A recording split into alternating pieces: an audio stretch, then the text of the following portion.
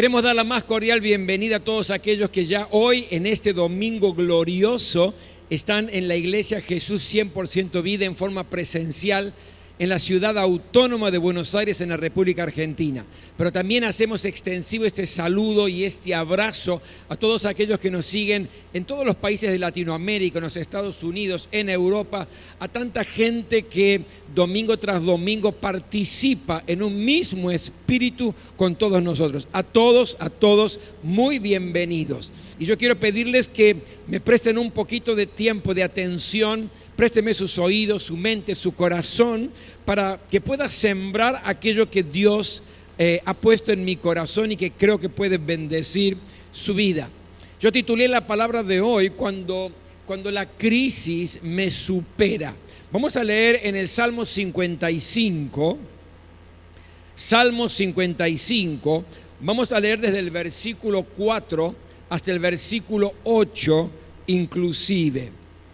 Salmo 55, del 4 hasta el versículo 8. Y preste atención estas palabras porque hablan a gritos de un corazón desesperado, de una vida que está siendo prácticamente aplastada. Y dice así Salmo 55, a partir del versículo 4. Se me estremece el corazón dentro del pecho y me invaden los terrores de la muerte. El temor y el temblor me dominan. El pánico se apodera de mí. Mire qué interesante. Ya en el siglo X antes de Jesucristo se hablaba de ataques de pánico. No es algo moderno, no es algo nuevo el ataque de pánico. Siglo X antes de Cristo hay relato bíblico donde dice: el pánico se apodera de mí. Como quisiera tener las alas de una paloma y volar hasta encontrar reposo. Me iría muy lejos de aquí. Me quedaría a vivir en el desierto. Presuroso volaría a mi refugio para librarme de la tempestad y de la tormenta. Señor, gracias por este tiempo, gracias por tu palabra. Gracias, Señor, porque tu palabra es vida y en el nombre de Jesús queremos ser edificados en ella hoy, para que nuestra fe pueda crecer y de esta manera vivir una vida plena y una vida abundante. Gracias, Señor, porque tú no quieres la mediocridad para ninguno de los que estamos aquí. Tú no quieres la derrota para nuestra vida, sino que quieres que vivamos más que vencedores. Por eso en el nombre de Jesús hoy declaramos, Señor, un día de victoria, donde el mal será aplastado y donde el bien en nuestras vidas, tu misericordia, nos seguirán constantemente. Te doy la gloria, la honra y el honor a ti, solamente a ti, en el nombre de Jesús. Amén. Yo no sé si usted prestó atención, pero estos versículos hablan de un corazón que está prácticamente destruido. Y si somos honestos, todos solemos vivir situaciones difíciles que nos superan en la vida. Crisis que nos superan en la vida. Es algo inevitable, nos guste o no, querramos o no, en algún momento de nuestra vida o en algunos momentos de nuestra vida atravesamos por situaciones donde nos sentimos superados, donde todo lo que sabemos, todo lo que podemos, lo ponemos en práctica y no alcanza. Ya le pasó esto, ¿verdad? No alcanza, no es suficiente. A veces pueden ser en distintos ámbitos, en el ámbito de lo laboral, pueden ser crisis que nos superan en el ámbito de lo familiar, donde ya intentamos, ya tratamos, todos los consejos que recibimos, todo lo que sabemos lo pusimos en práctica y no dio resultado y uno dice: yo ya no sé qué hacer. Pueden ser crisis en lo personal. Es decir, la pregunta no es si atravesamos o no atravesamos en la vida situaciones o crisis que nos superan, sino que la pregunta es: ¿cuál es nuestra actitud frente a estas crisis? ¿Qué hacemos? qué decisiones tomamos cuando enfrentamos problemas que van más allá de nuestra capacidad para resolverlos. Es decir, ¿cómo nos enfrentamos a situaciones así? El pasaje bíblico que acabamos de leer hace referencia a una gran crisis que estaba atravesando el gran rey David. Yo diría la crisis más grave y más importante de su vida. ¿Cuál era la raíz de esa crisis? Resulta que su hijo Absalón, hijo del rey David, estaba ansioso de ocupar el reino de su padre, el trono de su padre. No podía esperar que su padre muriera para luego él ser el sucesor, sino que tenía una ansiedad de poder tal que de una o de otra manera comenzó una estrategia de rebelión contra su padre, el propio padre, y así ocupar el trono. ¿Cómo fue esta estrategia de rebelión? Dice la Biblia que cada mañana el príncipe Absalón se iba a la puerta de la ciudad y recibía a todos los que venían de distintas ciudades, de distintos pueblos, para consultar al rey. Él los paraba allí en la puerta de la ciudad y les decía: miren, el rey no tiene tiempo de atenderlos, pero si yo fuera rey, les decía, seguramente podría hacer justicia, podría estar a tu favor. Cuando la gente que venía escuchaba esto y se reconocía que era el príncipe Absalón, buscaba inclinarse delante de él, y Absalón, con una sagacidad, le extendía los brazos. Imagínense, el príncipe le extendía los brazos, los abrazaba. Y dice la Biblia que de esa manera iba ganando el corazón de toda esta gente. Lo hizo durante 4 años. Todos los días en la puerta de la ciudad haciendo esto mismo. En un momento le dice a su papá, al rey David: padre, yo quiero cumplir una promesa que le hice a Dios y quiero ir a Hebrón. Entonces rey David le dice: ¿cómo no, hijo? Claro que sí, pero quiero que vayas con soldados, con alguna guardia, para que no tengas problema en el camino. Entonces Absalón le dice: bueno, gracias, y se va. Y cuando está yendo rumbo a Hebrón, manda mensajeros a todas las ciudades y a todos los pueblos para convocarlos a aquellos que durante esos 4 años había ganado su corazón, diciéndoles que él les haría justicia si fuera rey. Y los convocó allí en Hebrón y formó un enorme y gran ejército. Ahora, con este ejército emprendió su viaje para matar a su padre David. Usted puede seguir luego la historia. La lucha fue inevitable. Hay algunos pormenores allí que David no quiso luchar, se fue, dejó su trono, etcétera. Usted lea la historia.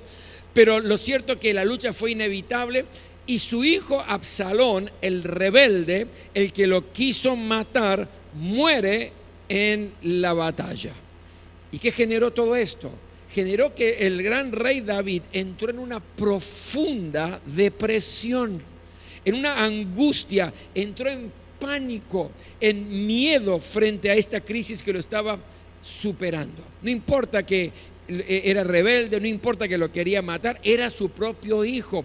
Y la muerte de su hijo hizo que el corazón de David estallara y no sabía qué hacer.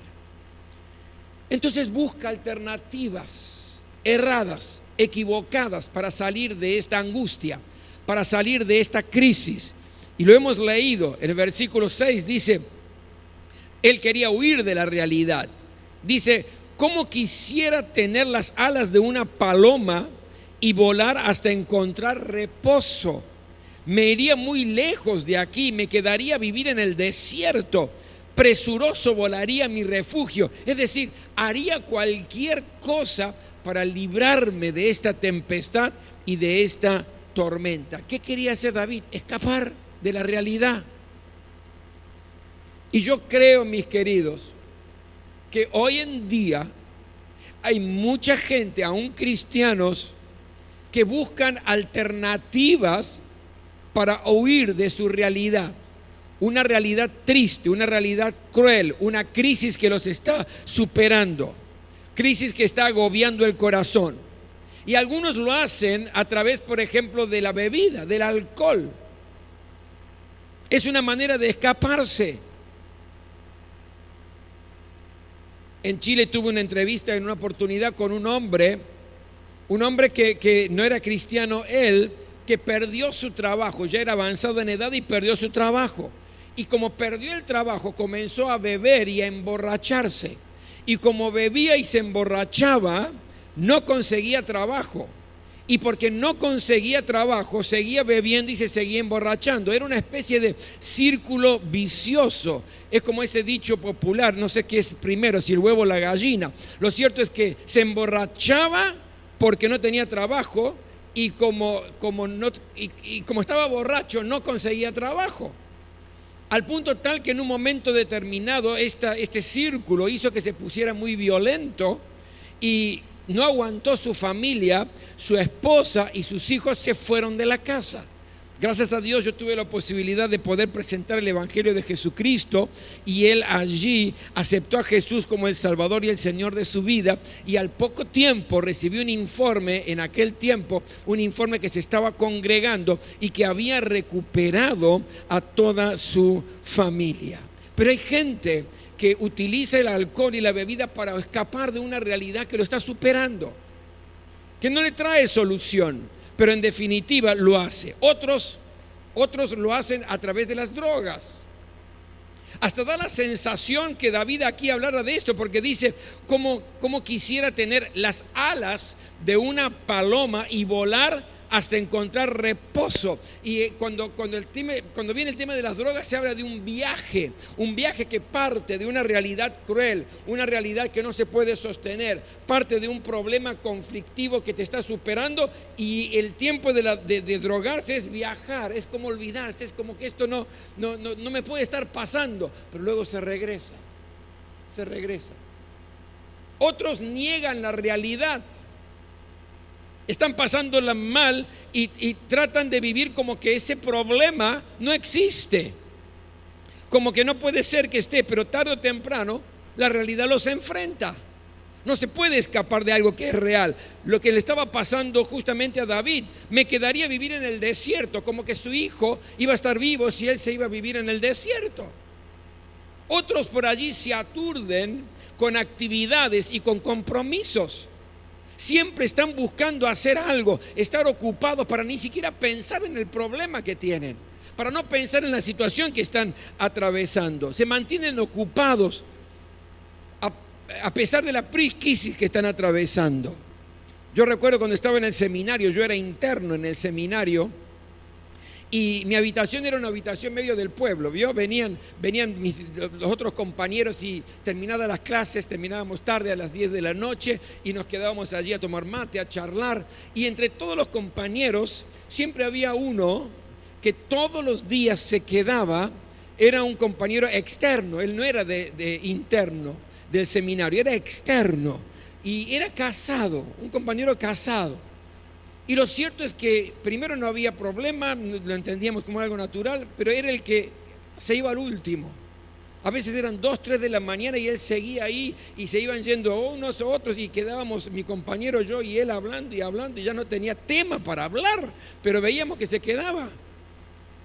Hasta que en un momento nos empezamos a preguntar, pero ¿por qué es un muchacho que está casado, que tiene su esposa en su casa? ¿Por qué está acá y se queda hasta tantas altas horas de la noche todos los días? Claro, estaba escapando de una realidad, un serio problema en su vida matrimonial. Entonces no quería volver a casa, buscaba algún tipo de actividad, de compromiso como para no volver. Otros por allí, para escapar de la realidad que los está superando, usan psicofármacos, pastillas para dormir, pastillas para levantarse, pastillas para la depresión, pastillas y más pastillas, pero nunca se ataca el problema, están atacando los efectos y las consecuencias del problema. Ahora, todos estos mecanismos de escape, como los de David y los que le acabo de nombrar y otros tantos más, no sirven. Son soluciones temporales, porque la crisis, por más que uno intente escaparse, sigue con nosotros. el problema sigue, la angustia sigue, la situación compleja sigue, aunque yo intente por estos mecanismos escaparnos. Pero muchas veces nosotros como cristianos nos preguntamos, ¿y por qué? Algunos por ahí con más experiencia o con más apariencia de cristiano dirán, no, yo nunca pregunto por qué, pastor, yo pregunto ¿para qué? Bueno, yo soy menos espiritual, yo pregunto ¿por qué? ¿Por qué nos preguntamos? ¿Por qué siendo cristiano? ¿Por qué viniendo a la casa del Señor, leyendo la palabra? ¿Por qué tengo que pasar por este tipo de experiencia? Por experiencias y críticas, por situaciones difíciles en mi vida. ¿Por qué no se cumplen las promesas de Dios en mi vida donde dicen que yo tengo vida y vida en abundancia? Pero ¿qué vida abundante estoy hablando si este problema me está aplastando? Si esta situación familiar me está aniquilando, si este problema laboral no sé qué hacer porque me está superando. Entonces la pregunta es, ¿por qué tengo que sufrir esto siendo un hijo de Dios? Buscando hacer las cosas bien, buscando vivir en obediencia al Señor. Ahora déjeme decirle esto y preste mucha atención porque esto puede dar solución a muchos problemas y a muchas preguntas que usted se puede hacer. La Biblia es muy clara con respecto a este tema y cualquiera que le predique otra cosa está errado, está equivocado. ¿Y qué nos enseña la palabra de Dios? Juan 16:33 dice, yo les he dicho estas cosas para que en mí hayan paz, dice Jesús. En este mundo afrontarán aflicciones, problemas, crisis, situaciones complejas, pero anímense, yo he vencido al mundo. ¿Cuántos me entendieron? Digan amén. Nunca nos promete la palabra del Señor que vivimos en una burbuja de cristal. Nunca nos promete la palabra de Dios que si tenemos a Cristo como Jesús, como el Salvador de nuestras vidas, no vamos a tener más crisis ni inconvenientes en la vida. El mismo Jesús dijo esto: en el mundo van a enfrentar que aflicciones, crisis, situaciones complejas, pero cuidado, anímense,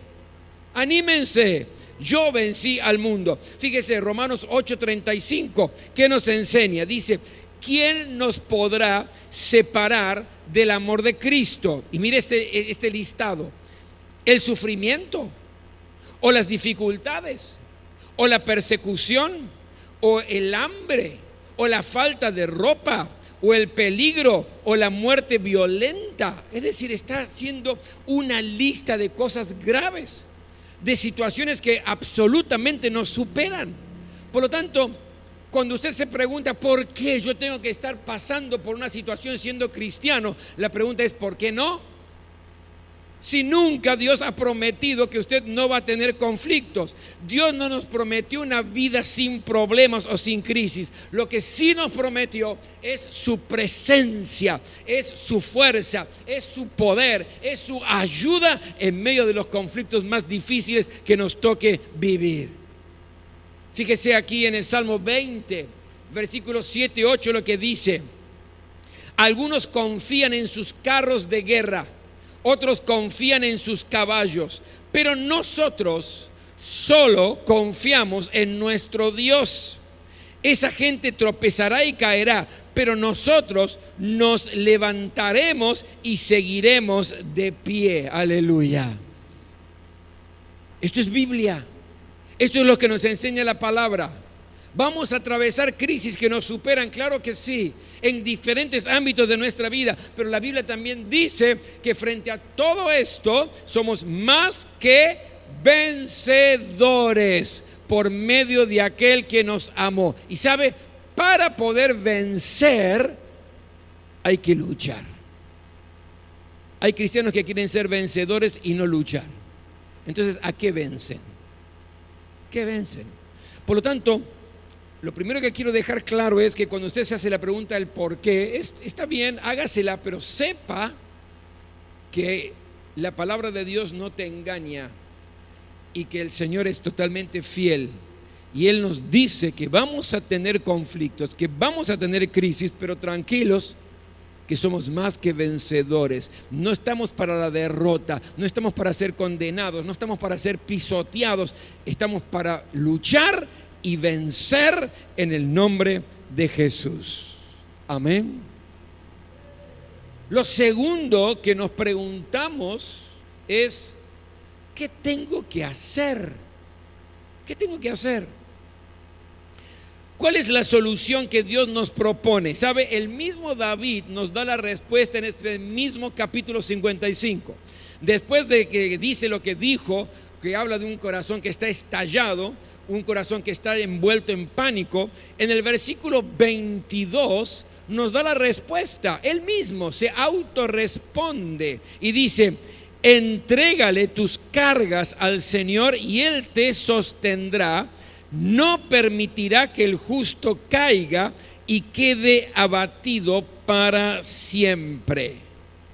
Y aquí hay cosas muy interesantes, porque el mismo que está haciendo un cuestionamiento y exponiendo que está prácticamente aniquilado y que quiere escapar de su realidad, tener alas de paloma y volar, vivir en el desierto, huir de alguna manera para que la tempestad del problema de la muerte de su hijo no le afecte. Este mismo que se da cuenta que esto no sirve, porque nada de esto iba a resucitar a su hijo, nada de esto iba a hacer que su hijo fuera un hijo fiel. No, ya estaba, históricamente ya estaba terminado el tema. Su hijo Absalón en rebeldía y murió. Entonces él mismo se da cuenta y dice: entrégale tus cargas al Señor y Él te sostendrá. No sirve ni la droga, ni el alcohol, ni el aturdirse, ni el escapar de la realidad o de la crisis que estás viviendo. No te sirve entregarle las cosas al Señor. Es el evangelio de la transferencia. Yo le transfiero al Señor mis cargas, mis debilidades, mis pecados, mis angustias, y Él me da su salvación, me da su paz, me da su apoyo, me da su presencia, me da su bendición. Pero sabe, usted se lo tiene que dar. Usted, mi querido hermano, hermana, usted se lo tiene que dar. Él no se lo va a quitar. Dice: entrégale, usted tiene que tomar la iniciativa. Esa iniciativa de decirle: Señor, no soporto más esta situación familiar, no soporto más esta situación en mi trabajo, no soporto más esta crisis que me está aplastando. Señor, no soporto más. Toma mi carga, entréguesela a Él. No espere que Dios le diga: a ver, estás con carga, bueno, yo te lo voy a tomar. No dice eso la palabra. La iniciativa es suya. Lo que tiene que hacer usted es entregarlo. Dios mismo dice, ¿verdad? ¿Está alguno afligido? Haga oración. Esa aflicción, ese dolor que te lleve a la oración. Pero pastor, yo oro y no pasa nada. Oro y clamo y no pasa nada. ¿Por qué? Y quizás por falta de fe. Porque le dices al Señor que tome tu carga, pero no crees que Él te puede dar la solución. ¿Quién me entendió? Diga amén. Eso es falta de fe. Señor, toma mi carga, no soporto más, pero en realidad, en lo más profundo, en mi interior, sé que voy a seguir con el mismo problema, sé que como que Dios no va a hacer nada. Eso es falta de fe. Por eso Santiago capítulo 1, versículos 6, 7 dice: pero que pida con fe, sin dudar, porque quien duda es como las olas del mar, agitadas y llevadas de un lado para otro por el viento. Quien es así, no piense que va a recibir nada del Señor. Por lo tanto, por más que yo ore, clame, me arrodille, me postre en el piso y le diga: Señor, toma esta carga que no soporto más, si no lo hago con fe, no espere recibir nada. Tengo una crisis de salud, necesito esta sanidad de parte del Señor porque los médicos no encuentran la solución, y oro y clamo y no pasa nada. Quizás está faltando la fe, esta condición de decirle: Señor, incondicionalmente yo te creo. A veces es falta de fe, pero a veces también es porque le prestamos la carga al Señor, no se la damos. ¿Y qué es esto, pastor? Y de pronto estamos arrodillados allí al pie de la cama, orando, clamando, diciendo: Señor, esta situación con mi familia está cada vez más grave, está todo por explotar, la situación no se tolera más y te entrego esta carga, te entrego esta situación. Y está genial hasta ahí. Y después te levantás del momento de oración, cazás la carga y te la pones de nuevo en la mochila y la seguís llevando. Es decir, en lugar de entregársela, se la prestaste por el tiempo que estuviste orando. No se la damos porque no confiamos plenamente en el Señor. ¿Qué hago? ¿Huyo? No. Entregale tu carga al Señor. Dásela a Él. Confía incondicionalmente en su poder y en su amor para con tu vida. Porque esta crisis que estás atravesando, Él sí sabe cómo solucionarla, cómo guiarte para solucionarlo. Ahora, esto es para los justos. Esto es para los justos. No dejará al justo caído para siempre, dice la palabra. Entonces la pregunta es: bueno, pero ¿quién es justo? Si la Biblia dice no hay justo ni aún uno. Entonces, ¿cómo es este tema, pastor?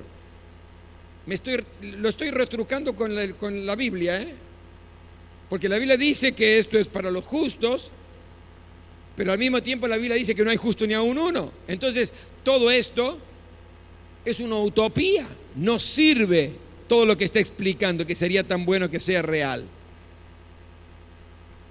Pero yo te voy a dar otro versículo de la palabra. Romanos capítulo 5, versículo 1 dice: puesto que Dios ya nos ha hecho justos, gracias a la fe tenemos paz con Dios por medio de nuestro Señor Jesucristo. ¿Qué significa esto? Que usted sí es justo por medio de Jesucristo. Cuando usted recibe a Jesús como el Salvador y el Señor de su vida, tiene derecho a que todo esto que hemos estado compartiendo sea real y se aplique en su vida. Y entonces sí, va a poder superar todas las crisis que lo ataquen en cualquier área de su vida. Quiero terminar esta palabra dándole nada más que 4 consejos prácticos. Y con esto voy a terminar. Primero, mire siempre de frente a las dificultades. No huya de ellas. No huya. Huir no es la solución. Segundo, nunca pierda tiempo lamentándose o quejándose por esa crisis que lo está superando, porque con el lamento y la queja usted no soluciona nada, amarga más su corazón y aplasta más su fe y alimenta cada vez más sus dudas. Por lo tanto, no pierda tiempo lamentándose o quejándose cuando está pasando una crisis. Tercero, evite recurrir a un escapismo, a ninguno de ellos. No busque escapar, ni con el alcohol, ni con la droga, ni comprometiéndose en actividades especiales para no pensar en nada, ni negando el tema. Evite la tentación de recurrir a un escapismo. Y cuarto, eche su carga sobre Dios, porque Él es el que lo va a sostener y el que le va a dar la victoria. David atravesó la crisis más grave de su vida.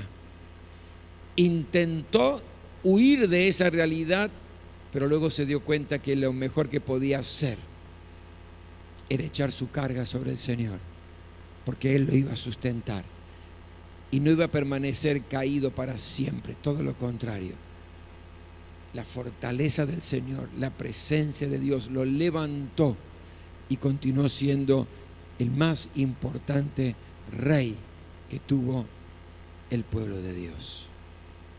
¿Qué vas a hacer con tus cargas? ¿Qué vas a hacer con tus crisis? ¿Qué vas a hacer con estos problemas que te superan, que quizás llevan años o semanas o meses? ¿Qué vas a hacer? ¿Vas a seguir escapando, negando la realidad, pateando la solución para adelante? ¿Qué vas a hacer? ¿O le vas a decir: Señor, hoy plenamente quiero confiar en ti y entregarte mis cargas? Nos ponemos todos de pie.